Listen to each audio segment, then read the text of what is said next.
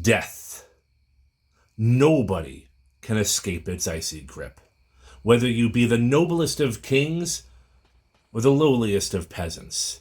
No dog, bird, or fish is immortal. Well, except for maybe the lobster, I guess. No celebrity is safe, nor is your favorite franchise. And neither are your favorite giant alien robots. I'm JimClassic, and you are watching Geekin. And for today's video, I would like to talk about the dead. Transformers. Transformers which are dead. Starting things off with Dark Scorponok. Yes, the very same Scorponok who died in Transformers Energon and was resurrected in the Transformers Cybertron series by Unicron as a shuffling abomination for both the toy line and for the one comic book that Transformers Cybertron had. Yes, this Terrorcon is a terrifying sight to behold. Okay, I'm not going to bury the lead here with this figure. When it comes to sculpting and greeblies, Dark Scorponok is my absolute favorite out of the entire line that I'm going to be talking about here. There is so much fine detail, grading, little rivets, and little details and wirings all over this guy. Say whatever you want about the Armada, Energon, and Cybertron series. They really did know how to detail Transformers back then. From head to shovel feet, this guy is covered in greeblies, all sorts of robot details, and his color palette of charcoal, gray, powder blue, gold paint deco, red clear plastic, and even gold plastic. Not that kind of gold plastic, mind you. Oh, no. For a toy collector, that would be a much more frightening for Halloween than any ghost or ghoulie. Looking this guy up and down, you can tell he is a tank of a zombie bot with his giant scoop claws, serrated stingers, hip rockets, hidden missiles, and Cyberplanet key-tail stinger. However, he is missing his Energon guns on his chest. I did buy this figure used on eBay, and he just didn't have them. Though, in spite of all these impressive weapons Dark Scorponok has, as a zombie, I don't really know he'd have the presence of mind to use any of them. The level of articulation is okay. You can get him into some decent poses, but don't get too adventurous with him. This is a 2004-2005 toy after all. There's only so much it can offer. I find it kind of funny how Dark Scorponok's face is, well, so dark that you really can't make out a lot of details, except for those bright baby blues. They really pop, and it's kind of an interesting contrast. Anyway, on to Beast Mode. Dark Scorponok's Beast Mode is a scorpion of sorts. There is definitely some construction vehicle element going on at play here, but this is like some crazy industrial mechanized scorpion hybrid thing, and quite frankly, I love it. The claws are digging scoops, the shovels are at the front of the treads, there's red energon claws used to till the earth and just scar the ground behind it in his wake of destruction. This guy's got everything but a crane. Oh wait, that was the alive Scorponok. This is the dead Scorponok. Yes, that's right. Where the tail on the Energon version used to have a hook crane, this one is now powered with a Cyberplanet key. So what you do is you grab a Cyberplanet key and you put it at the back of the tail where the tail cockpit is, and there we go. We got double guns coming out of the tail. Yeah, that's all it does. Yeah. Now, good luck trying to get this Cyberplanet key out, because, that time it came out easily. Normally it doesn't. I am not transforming the Energon version. No way, no how. I am just not gonna risk it, considering the fact that the Energon version does suffer from GPS, and this one is not supposed to. It's already happening to my Energon version. Anyway, Zombo Scorponok has one more mode. It's a plane, I guess. Really, I'm pretty sure this is just an afterthought. Yeah, it does kind of resemble sort of a plane. I mean, it just, it's got turbine engines, the shovels kind of act as stabilizer fins. The stingers, I guess, are wings, and the tail is a cockpit now. Pretty sure this was not part of the original design. I'm betting this was really just an afterthought, because it kind of sucks. 5 minutes after being introduced in 2010's Transformers Prime series, Cliffjumper died. That's his story. Shortly after Cliff had jumped his mortal coil, Megatron, infused with a very powerful dark energy, infused the corpse, desecrated it, if you will, with dark energon, resurrecting Cliffjumper into Terrorcon Cliffjumper. That's right, the feral zombie who, he was quite the terrifying sight, I'm gonna tell you. Terrorcon Cliffjumper was unsightly and a bit disturbing, to say the least. And this figure tries to recapture that, especially with that really gnarly head sculpt. This is a robo-zombie face if I ever saw one. With a missing cheek, broken off horn, disfigured eye socket, Terrorcon Cliffjumper is really ready to eat your spark. Since Terrorcon Cliffjumper is a repaint off of the first edition toy of the character, he's got flip-out hands and guns. So what I like to do is I have one hand out and the gun out on the other arm, so it kind of gives you that asymmetrical zombie look, and it looks like Cliffjumper is kind of missing a hand. As much as I really dig that head sculpt, I wish the rest of the battle damage on Cliffjumper wasn't just painted on. I wanted it to be molded into the figure. Really make this guy look damaged and zombified. I get it that this was probably a cost-cutting method, but I really do like my battle-damaged robots, and it would have been just a fun thing to have. Vehicle mode is a muscle car with bull horns on the front. This is a really good vehicle mode. I dig it. But, you know, Terrorcon Cliffjumper is a zombie. Would he really transform? Is this really essential? The answer is no, but it's still fun to do. And you do see some painted on details. Again, these are the same painted on details that you see in robot mode. Now, there is an issue with this toy. I hate to bring it up, but I kind of got to. Much of this toy is clear plastic. And as you can see, it didn't tap in properly. Much of this toy is clear plastic. You got the back end, you got the windows. Just about everything at the windows is clear purple plastic. Now, that does have a tendency to break.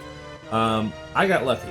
So far, the clear plastic hasn't broken, but the front end of the car broke off. And this is years ago this thing broke off. There's a very thin hinge right behind the horns, and it just snapped off. Now, fortunately, because of the vehicle mode, it holds into place. In the robot mode, it kind of holds into place because this is the back of the robot, and it folds in, and it just kind of works. But, you know, the thin plastic of this toy, there are breakage issues. And like I said, I broke this thing like 5 or 6 years ago. I can't be mad anyway. He is a zombie. He's probably supposed to be broken. But either way, the first edition version of Cliffjumper is an awesome toy.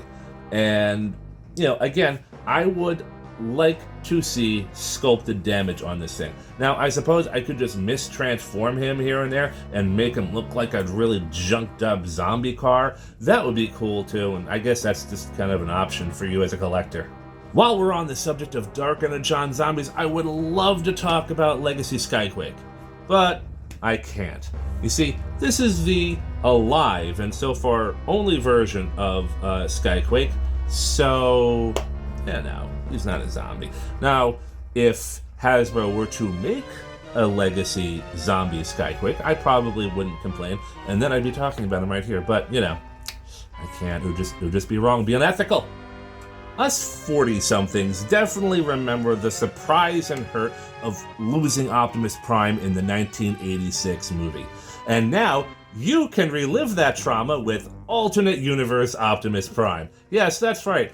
Hasbro had the courtesy of making us dead Optimus Prime back in, 2020, 2021? And it is a grayscaled repaint of Earthrise Optimus.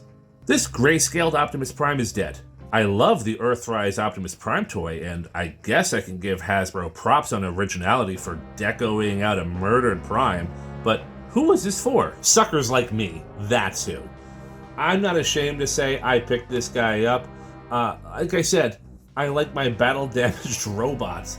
Personally, I would love to see more battle damage on this figure. So what we have here is a unique head sculpt for this particular figure of his battle with Megatron. The horns are all bent out of shape, there's painted cracks on the mask, and there is even some painted rib damage from when Megatron hit him with the lightsaber. I would have preferred it if this damage on the ribs was sculpted instead of just painted. And you know what? Just crack up his windshield. Add some extra flair to his damage. Really, fuck Prime up, guys. Come on.